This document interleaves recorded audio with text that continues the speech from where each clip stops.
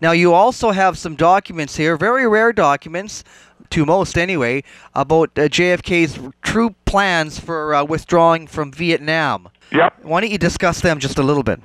Well, those were plans. His plans were very much in line with, Colonel L. Fletcher Prouty, who was working in the Pentagon at the time. And I think Colonel Prouty takes credit for actually writing the one particular bill where he ordered the first 1,000 advisors out by Christmas.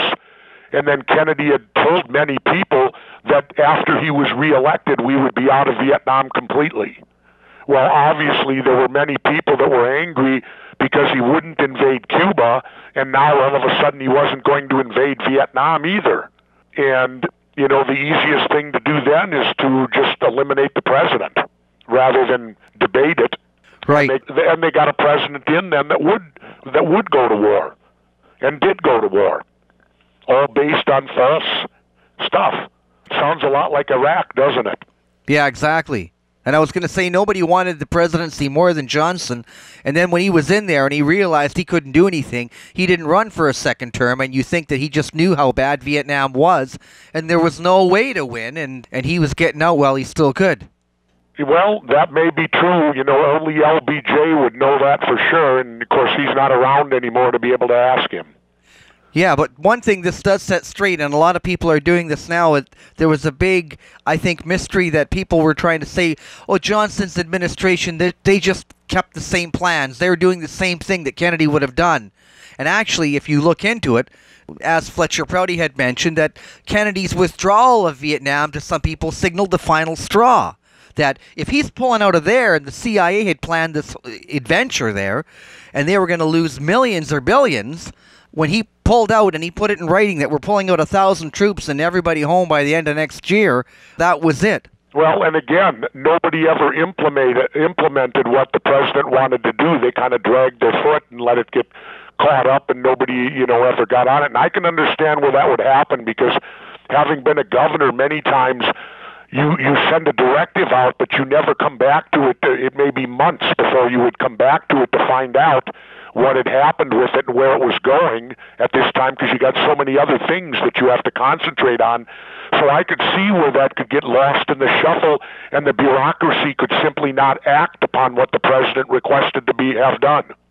Yeah, I think it's more sinister than that, though, because the first thing that Johnson signed was in the CM 273. 263 says we're pulling out. Well, it's even better than that. When Johnson, I read a book, LBJ's First 24 Hours, and it was interesting because after Kennedy was killed and they swore him in on the airplane and he flew back to Washington, he still had Kennedy's cabinet. Well, the very first meeting the next morning with the new president, with the old president's cabinet, and the topic of that first meeting, the war in Vietnam.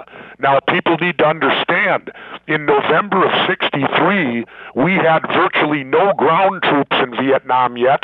All we had there were advisors. So how could Vietnam be the most important meeting for the new president? Wouldn't the most important meeting be the State of the State or the State of the Union? Yeah. I would think so, having been a governor. Yeah, especially... And yet the first meeting Johnson had as president with the Kennedy cabinet was the Vietnam War. So that, to me, spoke volumes of the priorities that were in place. Especially since if you didn't know what happened with regards to the Soviet Union or the assassination, you would have thought they would have been having meetings round the clock to find out exactly what happened. This an assassination? You'd think the first meeting would have been over the killing of the president. But see, they already knew who they had set up for that one. Yeah, I mean, the lack of meetings... investigate anymore. Yeah, the lack of meetings underscore that point. Right. Now, you also go into the next chapter. I'm not exactly sure if we're in order here, but the next one, as far as I recall, was the chemical and biological warfare documents. And those are infinitely interesting. Yeah, now, please bear with me because, again, I wrote this book almost a year ago, and I'm already on to my next one, so it's actually reviewing for me now. And this is the first time I've actually seen it printed when you go to all that. But, no, they're just biological warfare and chemical weapons, they're against the Geneva Convention, and we're not supposed to have them, and yet they make up all the excuses in the world to create them. And, I don't understand why. If we're not to use those type of things in wartime or whatever, why would we bother creating them? Right. And as MacArthur was reporting in 1969, trying to get funding for like an ethnic-specific germ warfare. Yeah, there's a lot of stuff. I'll tell you, as I said, when you go through this book, if a reader wants to, just substitute the word Nazi, and then it'll come to you that, oh my God, these are documents of the United States of America? It's truly mind-boggling, some of it. For people who are not familiar with that, because we might as well get into this whole thing of Operation Paperclip, where a lot of scientists working for the Nazis were absorbed by the U.S. military when they took over and won World War II. They say, well, we may still have action going against the Soviet Union, and some of these intelligence networks that the Nazis had, maybe we better hang on to them. So they started collecting assets of the Nazi intelligence and in rocketry program for sure. I mean, everyone knows Werner von Braun and Dornberger, and I think... Well, then we can add to that list Erich Traub. Erich Traub was right underneath Himmler, and he probably should have stood trial at Nuremberg, but instead we brought him here, and he's the godfather of Plum Island. He's the creator of it, and that's a biological warfare testing facility under the premise that it tests for animals. Right. And the interesting thing about that is that Traub's expertise was using wood ticks and mosquitoes for biological warfare. Well, interesting. The first recorded case of Lyme disease is called that because the first recorded case happened in Lyme, Connecticut, and that's right across the water from Plum Island. So the question is, was Lyme disease created at Plum Island and then it got loose, and today we have Lyme disease all over the world, and especially in our own country, and people actually die from it? Was it Erich Traub's creation at Plum Island that did that? I guess we'll never know, because they haven't released those documents yet, or we couldn't find them. Yeah, that's a problem. You mentioned a staggering number. I'm not sure if it was 407 million, but you mentioned near the end of the book the number of documents that are being held as a state secret. And you start to wonder... What's interesting about those numbers is it's very simplistic. The numbers are astronomical. Here, let me find them, and we'll go through them because we can do it very quickly here because it's right in the beginning. When you look at it here, according to a recent article in the Washington Post, there are now 854,000 American citizens with top secret clearances. The number of new secrets rose 75% between 96 and 2009. And the number of documents using those secrets went from 5.6 million in 1996 to 54.6 million last year. There are an astounding 16 million documents being classified top secret by the government every year. Well, that in essence tells me every document they're producing, they're calling it top secret, and we can't look at it. And the part that I find offensive about that is this. The bottom line is that all of this is done with our tax money. And I, as a taxpayer, believe I have every right to know what my money is spent on. I believe I have that right as a taxpayer. And yet, we're certainly not learning what they spend our money on. Right. I think there's a quote in your book as well to that effect that when the government is hiding so much material, it's up to no good. I mean, anything that sees the light of day would be no problem. But well, as Patrick Henry, one of our great freedom, back when the country was created, I quote him, "The liberties of people never were, nor ever will be secure, when the transactions of their rulers may be concealed from them." That's as simple as it gets. Why does the government feel the need to conceal everything, like the WikiLeaks stuff? Why, if they didn't write it, it wouldn't have to be concealed, would it? Because, see, WikiLeaks is a classic example of kill the messenger, not the message. The WikiLeaks would have nothing to reveal if our government hadn't wrote the stuff they did. And it wasn't so sinister. Exactly.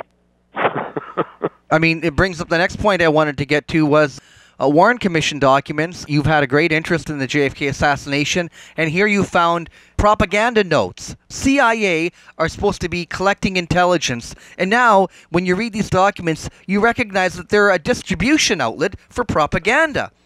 Yep, that's part of their mission statement also.